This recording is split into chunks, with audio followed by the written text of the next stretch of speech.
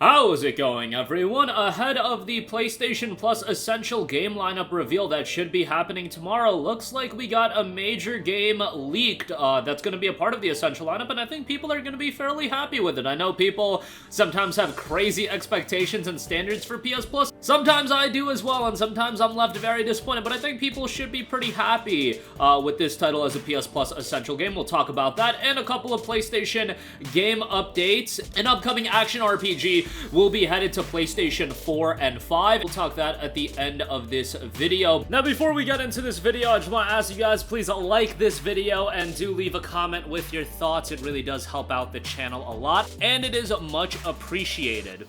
But first of all, as noted by Deal Labs' Biblikun, who is on the money as far as PlayStation Plus leaks go, Sifu is looking to be a PlayStation Plus Essential title for the month of March. That's 2 years after the initial release of the game, and I always had expected Sifu to end up on PlayStation Plus in some form at some point, given the fact that Sifu was actually a game that PlayStation struck an exclusivity deal with. It was a 1-year timed exclusive on PlayStation 5, and I assumed, hey, it was a timed exclusive. I imagine at some point they probably have a pretty solid relationship. We'll get it as a PlayStation Plus Essential title, or we'll get it on the PlayStation Plus Extra catalog. I think it'll be in the Extra catalog at some point as well. And actually, Sifu just got an update as well. 2 brand new outfits just dropped. This month marks Sifu's 2nd anniversary. As a token of appreciation for your support, we're happy to announce the addition of 2 new free outfits, one to make you a fully fledged Absolver, and one that adds a dash of street flair to your brawls. There was also a major update that Sifu got last year. They've been updating this game pretty consistently, but as far as the last content update goes, I want to say that came out at the end of last year, but there was a sizable amount of stuff added to the game as well. Game has an 81 on Metacritic, a very positive reception on Steam as well, 8,300 reviews, 93% positive. Super challenging game, but incredibly stylistic in presentation. It was done by Slowclap, who also did Absolver. Absolver left a lot to be desired, but I think foundationally that game had a lot of interesting aspects, and I think they took a lot of what they learned out of Absolver and parlayed that into Sifu. And Sifu ended up being a game that was received really, really well, all things considered. Whether you choose to play as a male or female character in Sifu, you will ponder that question on your path for revenge, hunting down your family's assassins, one against all. You have no allies, countless enemies, and a mysterious amulet to bring you back to life every time you die. Yet be warned, your secret weapon comes with a hefty price to pay, aging and its consequences. Your enemies don't wait their turn, and they don't broadcast their intent either. Dodge, parry, strike, use combos, and be like water, making its way through captivating environments. Learn how to master your art, whether by fighting through the underbelly of a nightclub, scrambling through a refined gallery to avoid getting surrounded, or vertically navigating a towering office building. Adaptation, survival, careful positioning, and clever use of the environment to your advantage are key to your survival. Use everything at your disposal, throwable objects, makeshift weapons, windows, and ledges. The odds are stacked against you, and you will be offered no mercy. Kung Fu is mastery through practice, a path for both the body and the mind. Learn from your mistakes, unlock unique skills, and find the strength to master the devastating techniques of Pak Mei Kung Fu. The game was incredibly challenging. I know some people were damn near ready to break their controller as far as the game goes from a difficulty standpoint, but it ended up being received rather well, and I think a lot of people saw it being a very rewarding action title as well. So from that standpoint, I think a lot of people ended up enjoying the game. It has very much that element of the Souls-like kind of challenge. And by the way, the final content update did drop in September of last year, but get this, the final content update is now out. This was back in September. So to give you an idea of how much content is in the game, it brought 75 challenges, 6 arenas, 2 outfits, and 25 cheats and modifiers. We're also introducing the custom mode, where you can play and replay the arenas while adding your own touch. This is from the Steam community section. In response to our community's request for even more challenging content, this update was designed to cater especially to the needs of more seasoned players, and they will only be able to unlock new challenges after successfully completing previous ones. It also featured a bunch of fixes, sound design updates, art, UI and UX changes, and design changes as well.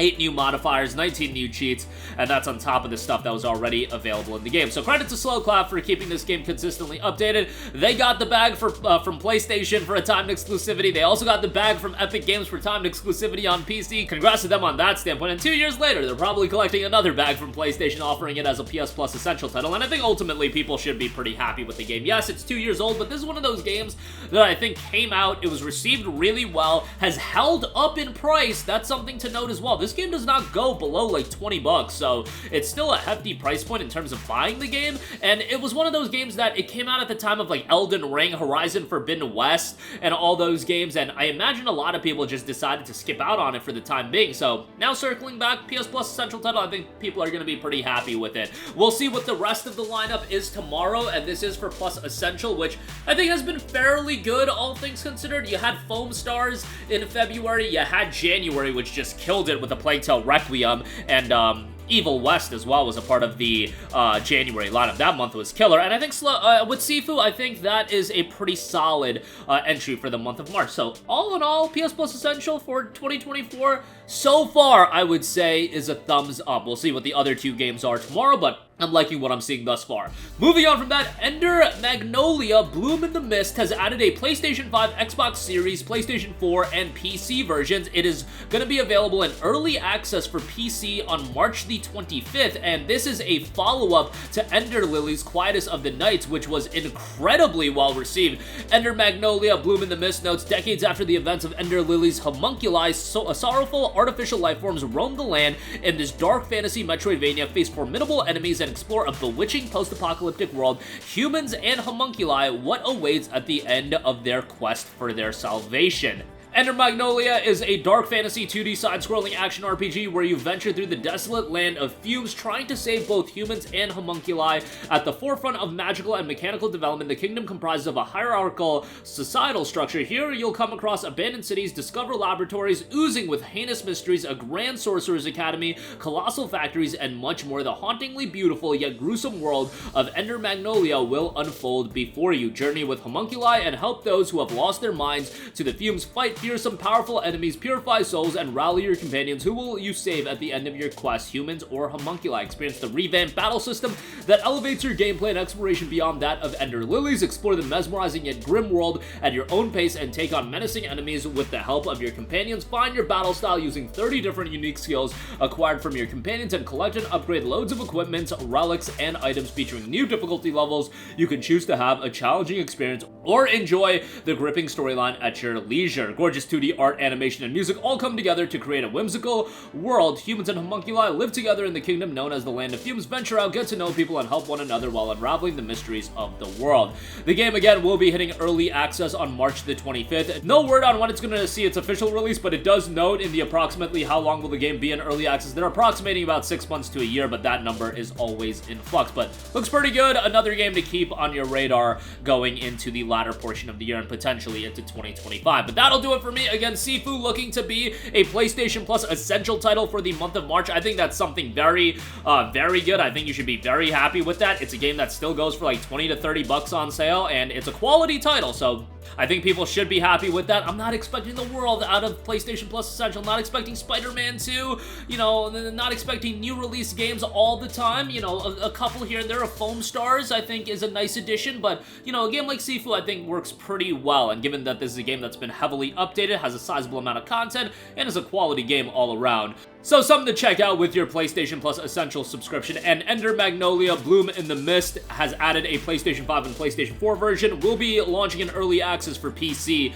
on March the 25th, and it is scheduled to be in early access for 6 months to a year, hopefully a release by the end of this year or early 2025. That's going to do it for me. Sound off with all of your thoughts in the comments section down below. Thank you for watching, and goodbye. Hey guys, we hope you enjoyed the video, and if you did, make sure to hit the subscribe button, and if you're already subscribed, do us a favor and hit the bell icon. This way you'll be notified whenever we post a new video. That's the best way to keep up with all of our uploads, and we usually try to upload 2 videos a day. And with the bell icon hit, you'll be notified whenever we do upload a video. As always, thanks for watching.